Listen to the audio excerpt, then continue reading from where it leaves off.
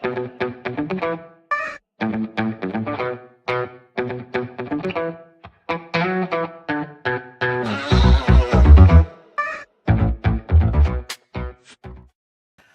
are back, baby. We are so back. We are so back. Hello, everybody. Shout out to you. Thank you for being here. This is Crypto News with Julie Kennis, and I am your host, Julie Kennis. As always, this show is powered by the Gokhshtein News Network. You guys, yes, I am back with my intro, with my happy, peppy attitude, all of the things. All of the things. If you guys are tuning in over on X, please head over to YouTube. Help me get to 1,300 subscribers. I'm almost to 1,300, you guys. I'm like right there. So close. So close. So close. Hello, Loco Crypto. Welcome to the chat, fam. In fact, let's give a shout out to everyone in the chat before we continue on with this show. Hello, DJ and Brian. No spice, just good advice. Yes, I can give you a little bit of spice today.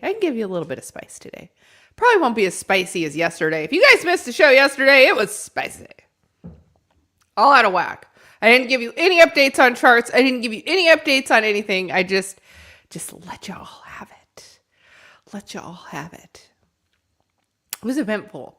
Let me finish going through the chat. Blocky, you were number 2. Hello, Mike Bulmer. Mod King, thank you so much. You're so sweet. He's so sweet. He works on the back channels doing things to help me. And I'm just like, I see you guys. I see you guys doing these things to help me. And I just want you to know I totally love and appreciate all of you for that. DJ Brian, did you just change your name? Anyway, JC, hope you're here. If not, hope we see you back on the replay. Critical reviewer. I don't know why it seems like everybody's got different names today. Except John Legend. John Legend, the legend. He's the same. Tech Man, hello. Hello, Tyler. Hello, how are you? Welcome. Peace of my mind. I think I got pretty much everybody. Blocky, hello.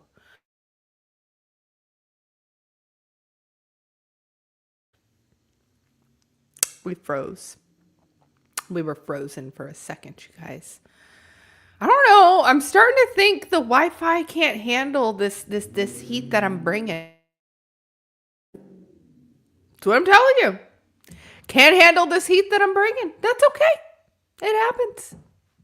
Let's see. Let's just hope that we come back. Let's hope. Hello, Jesse. How are you? Hello, Toxic Wharf UK. Hello, and Loco. Hello. I've made a full loop now. I think I've made a full loop. I think we're all here. Hello. Jesse, hello. Heart hands. Okay. So yeah, yesterday was a little spicy, guys. It was a little spicy.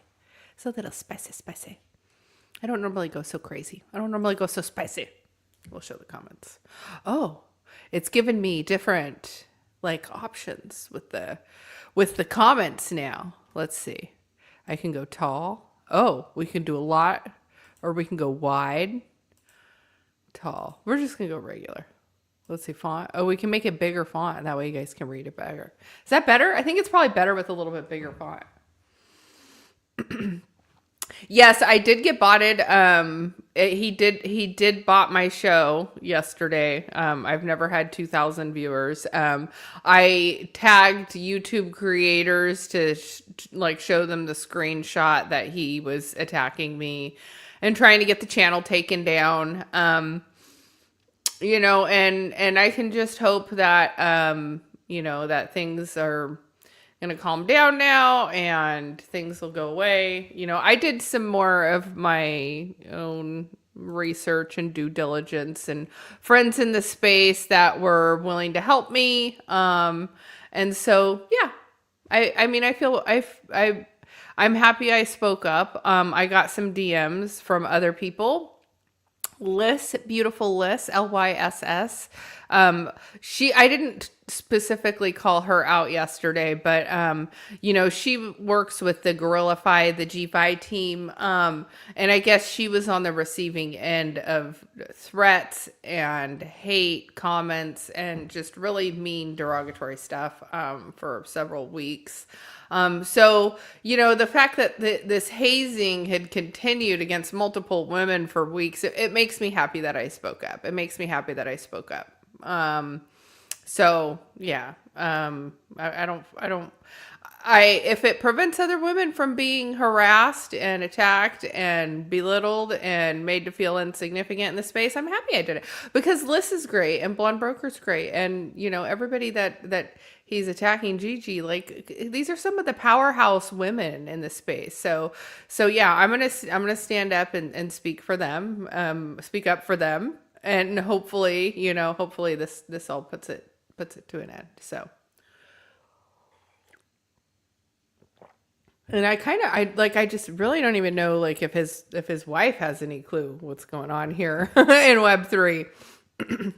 If she has any idea that he's running around doing these things he's doing to these women here.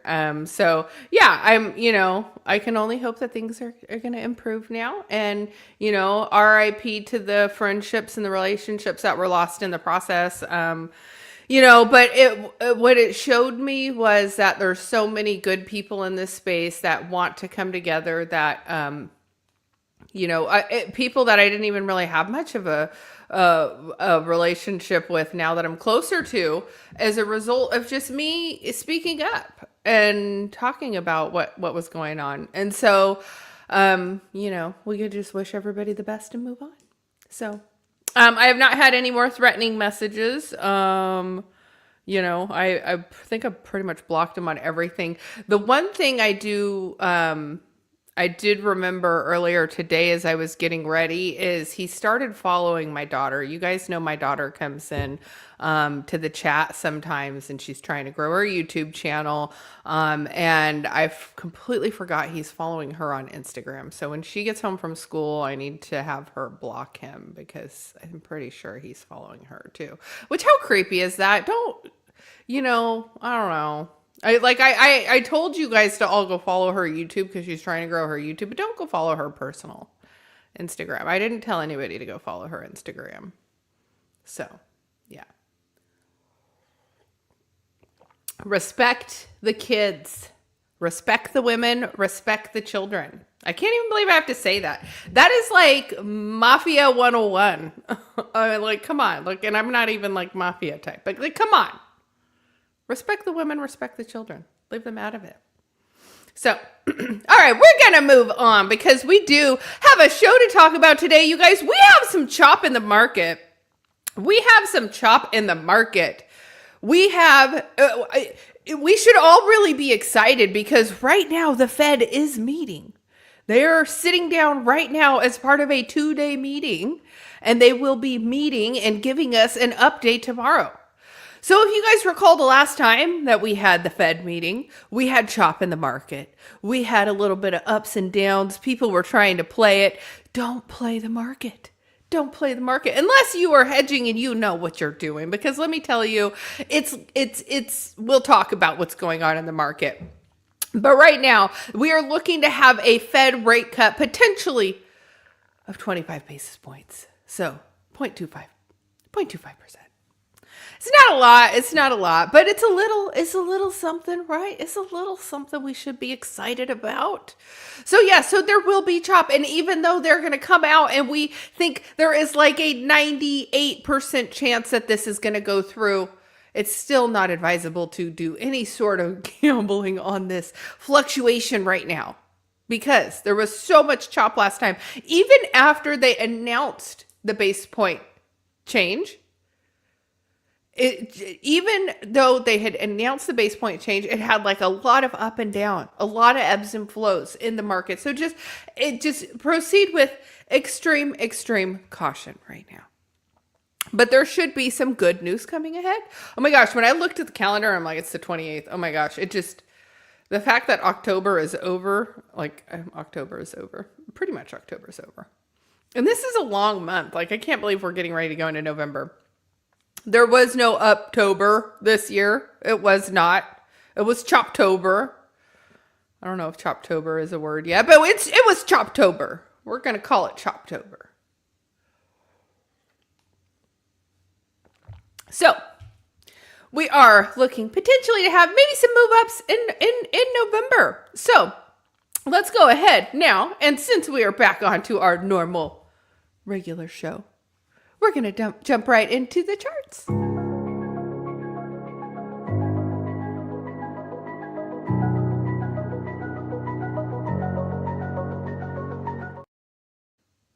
I just realized I'm like, I don't even know if my show is recording right now. Okay, so let's go ahead and take a look at it. Here we are taking a look at Bitcoin. It's currently trading at 112,000. We'll zoom in a little bit here. We're having a nice little sell-off at the moment. A nice little sell-off at the moment. But we have come out of this little range. Again, I think it's going to continue to chop sideways. So that's why I say it's not quite advisable to be playing. Be in spot. Double down. DCA on what your conviction plays are. Taking a look at Ethereum, it's currently trading at 4,000, just hovering above 4,000. Solana, it is also down. We were at 199, but it has dipped down below. Currently at 193. Chainlink, $17 per Chainlinky link. Litecoin, it has dropped off, went up to 100, which I'm surprised it went back above 100. But it is currently dropped down below and is currently trading at 97. And then let's take a look at Dogecoin. It has also dropped down below to 19 cents. And taking a look at ADA, I feel like ADA's been stuck in the 64-cent range for a while. But that's good because it looks like it's hopefully feeling a little bottomy. I feel like we have so much fear in the market. Oops, I lost it. That's okay. Let me get you guys back.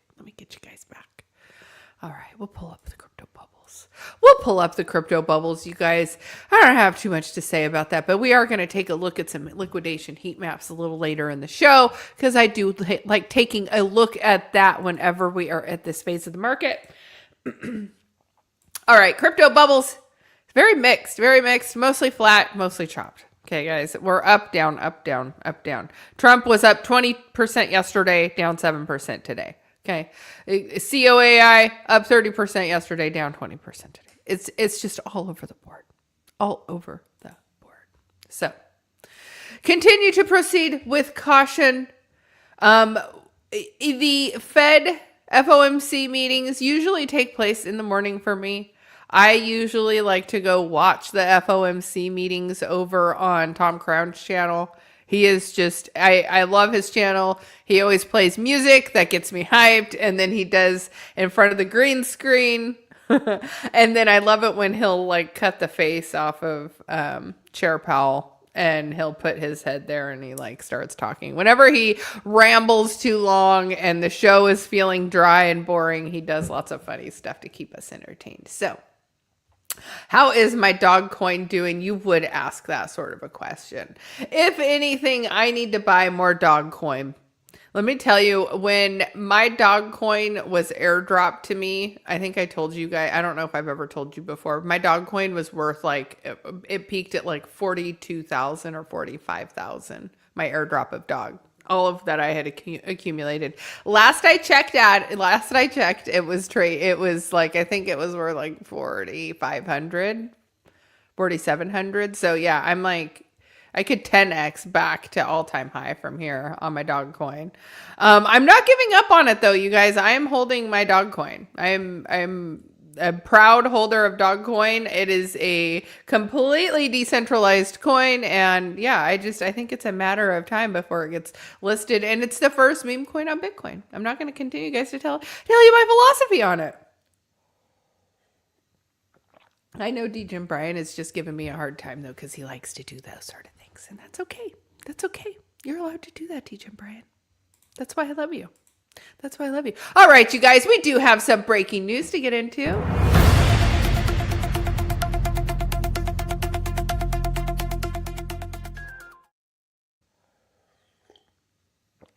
No, it's not solar, John. Sheesh. I was thinking about that earlier, though, because let me tell you, I was in a space earlier today with my friend Suburban Crypto, and he does a lot of mining at home, and he is able to do mining at home because he has solar to offset the mining. And so he's sitting there going into all the things that I love to talk about, which he was talking about like KWH prices. And he was talking about how, you could buy these miners. And if you didn't want to have the miners in your house because they're hot and they're loud, et cetera, you could send it to this warehouse. This warehouse facility is going to put it in their miner facility for you. And as I'm hearing him talk about how they make money off of just housing the miners, I'm like screaming as a listener that a lot of where they make their money it's called demand response. So what the utility will do is they'll have people that they can trigger a demand response for electricity from. And so that demand response will give them like peak payout of KWH. So if all of a sudden there's a big tax on the grid, one way or the other, say there's too much power on the grid, they'll tell them, hey, we need you to pull some power. They could pull power, or vice versa. They could shut the miners off, and then that pushes more power back onto the grid. So if you can become somebody who is part of the demand response program with the utility, they will pay you top dollar because it helps to put stability on the grid. Anyway, that's my solar segment for today. And you guys can thank Suburban Crypto for it because he's the one who got me started on it this morning. All right. This story is coming out of the Gokhshtein newsroom. If you guys don't, go over and follow Gokhshtein News Network on YouTube. They're also on X, and we have the Gokhshtein Media website, which we post our articles to. So this is from Gabriel. This says Circle launches ARC public testnet for enterprise blockchain. Circle's ARC testnet goes live. ARC offers fast, secure layer 1 blockchain for enterprise using USDC stablecoin and major global partners. Circle's internet group has launched the public testnet ARC. ARC is a new layer 1 blockchain built for large financial and enterprise applications. It refers to ARC as an economic operating system for the internet and has over 100 banking, payments, and technology organizations participating in the testnet. ARC provides features such as predictable dollar-based fees, transaction times under 1 second, customizable privacy settings, and direct access to Circle's platform. Its original gas token USDC as a stablecoin. The testnet includes major companies such as Apollo, BNY Mellon, Goldman Sachs, Visa, Amazon Web Services, and Coinbase. The network allows stablecoins and tokenized assets issuance, as well as AI-powered developer tools. According to Circle, ARC seeks to provide quick, safe payments and businesses around the world. They also claim it may eventually allow AI systems to swap value automatically. As blockchains evolve, it will place greater emphasis on regulation and community governance. Circle ARC represents a step toward creating a more open, efficient, and global financial system on the internet. What I have to say about this, when we talk about altcoin season, curtailment. Yeah, I like that. All set, speaking my language. You got me so excited right now. Yes, curtailment. Yeah, it made me so excited with that little buzzword. So I'd had a theory a while back, and it's kind of proving to be true now that we're starting to see mass adoption. And what I think we're starting to see play out in altcoin season, there were a lot of fundamentals, theses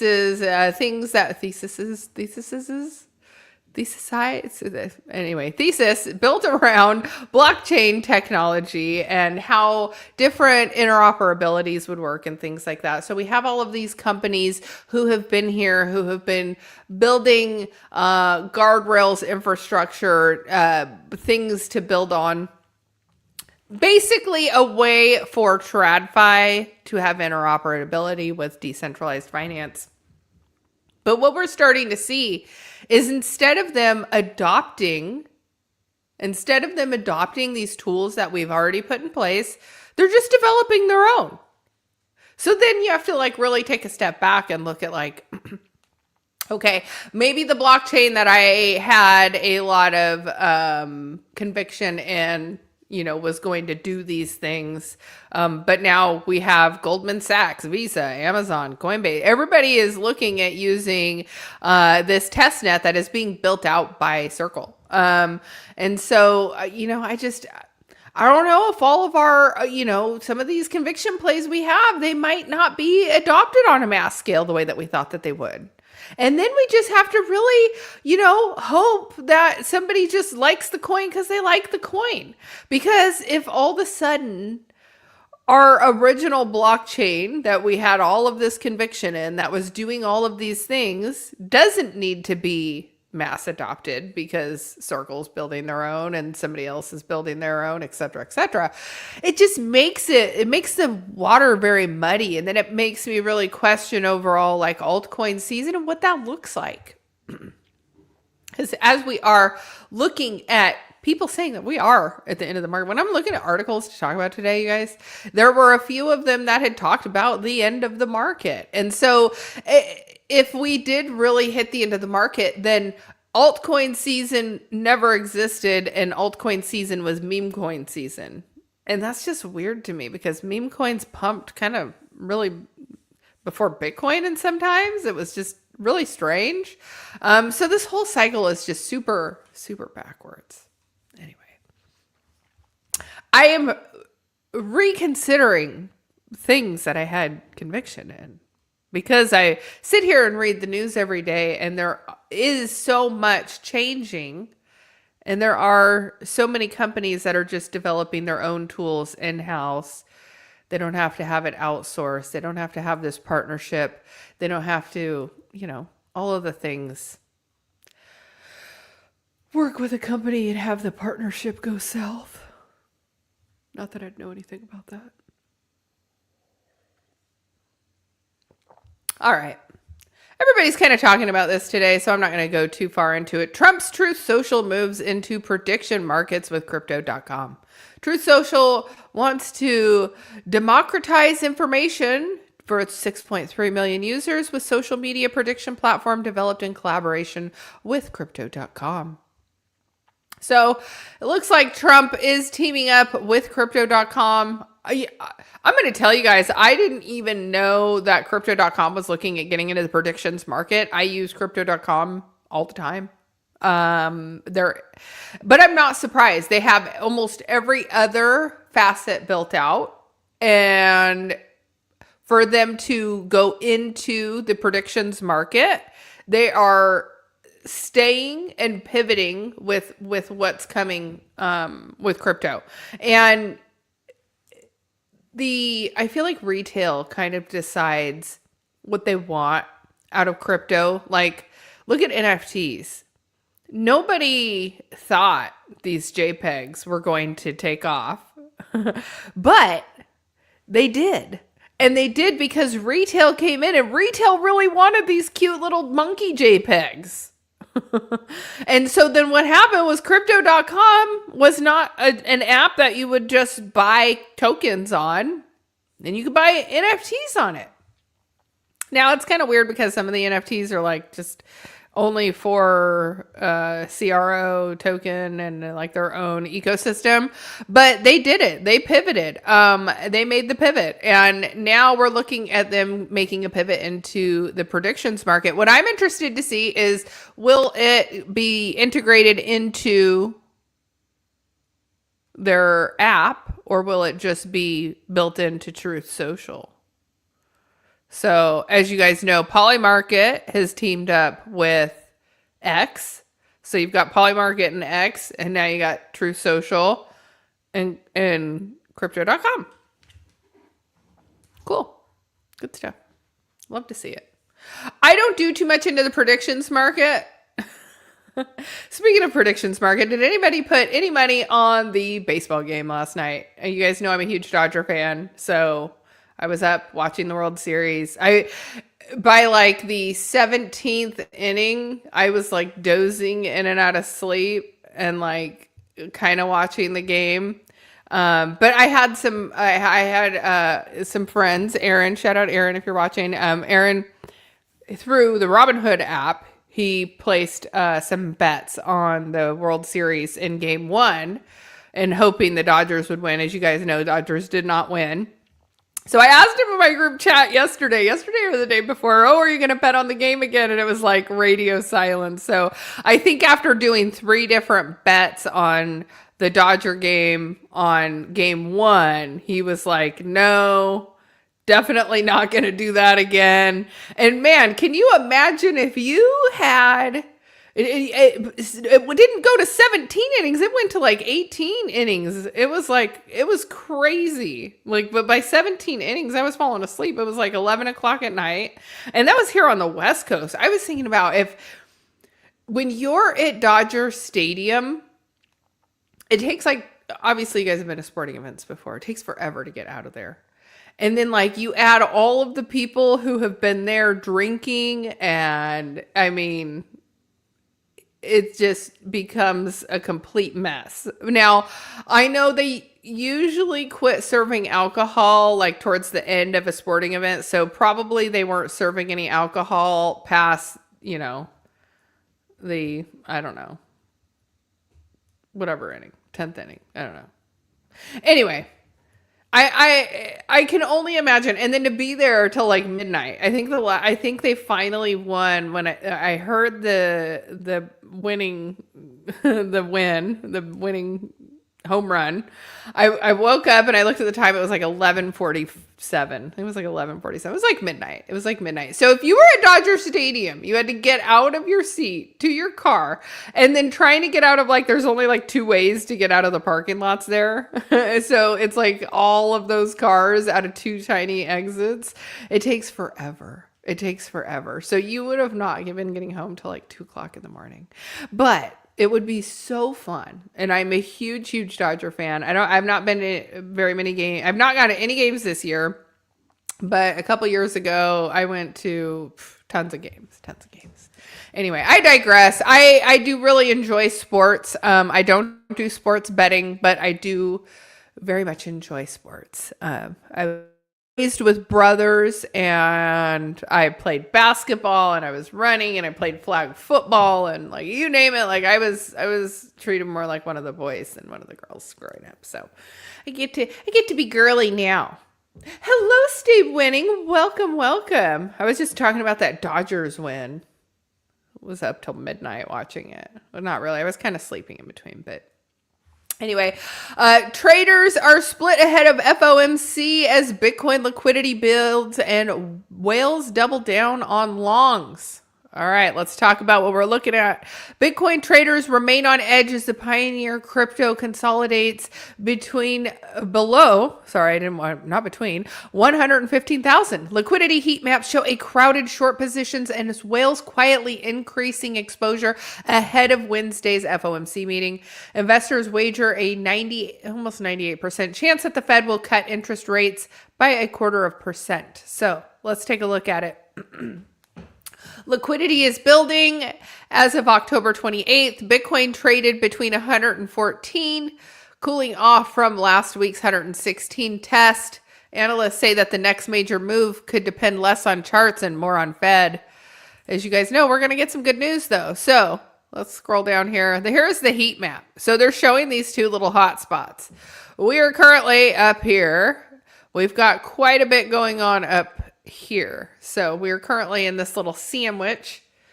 Looks like we're either going to make a move to the upside and gobble up some of that, or we're going to make a move to the downside. But I think ultimately tomorrow we are going to have a positive meeting from FOMC, from Chair Powell, and I do think we are going to have the rate cut. Obviously, we're 98%. 98%. Like, if it's on Polymarket, chances are it's going through. They're actually talking about how Polymarket gets some of this information ahead of everyone else, which I find extremely fascinating, because how are they getting this information ahead of everyone else? But yes, things are about to get very, very choppy and very, very exciting. So we will be here tomorrow at 1 o'clock after the FOMC meeting. But if you want to watch the FOMC meeting, I highly recommend tuning into our friend Tom Crown. Tom Crown's always bringing us the good stuff. Bringing us the good stuff. Okay, I do have a song. Hold on. I have a song I have to play to close us out because I probably will not get, I will not get in trouble for this one because it's not that popular of a song.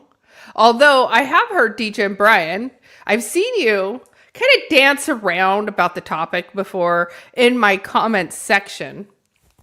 And so because you've danced around about it in my comments section and somebody was DMing yesterday and asking me about old country. They were asking me about old country. And so I've seen DJ and Brian make comments about it. So we're going to cue it up. Hold right now. You got to be patient. Okay. Let me pause it. Got to pull it up for you. Let's see. Is DJ and Brian going to guess what it is? Probably not. Oh my God.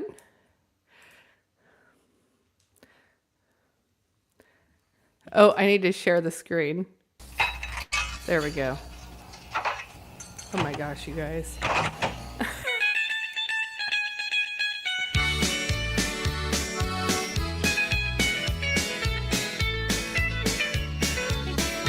I came here looking for something I couldn't find anywhere. This is what I got to do to get around the copyright. I'm not trying to be nobody. I just want a chance to be myself. Oh, here comes the legend. I've spent 1,000 miles of thumbing. Yes, I've worn blisters on my heels, trying to find me something better. Here on the streets of Bakersfield. Hey, you don't know me, but you don't like me. Say you care less how I feel. But how many of you that sit and judge me here walk the streets of Bakersfield? Come on, DJ Brian, join in with me.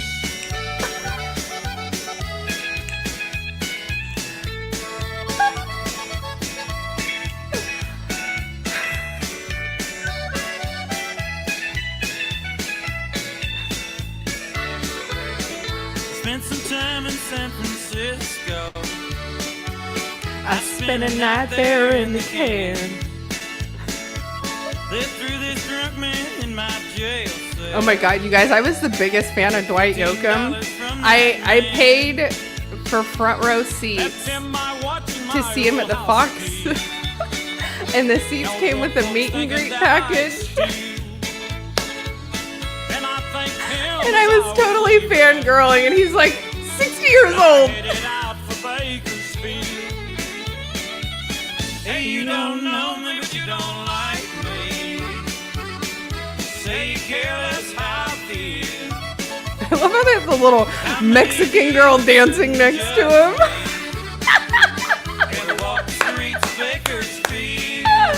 That's it, you guys. That car is famous, by the way. That at the Buck Owens Crystal Palace, they had that car mounted above the bar. It was really cool, actually. Walk the streets of Bakersfield. How many of you sit and judge me? Ever walk the streets of Bakersfield?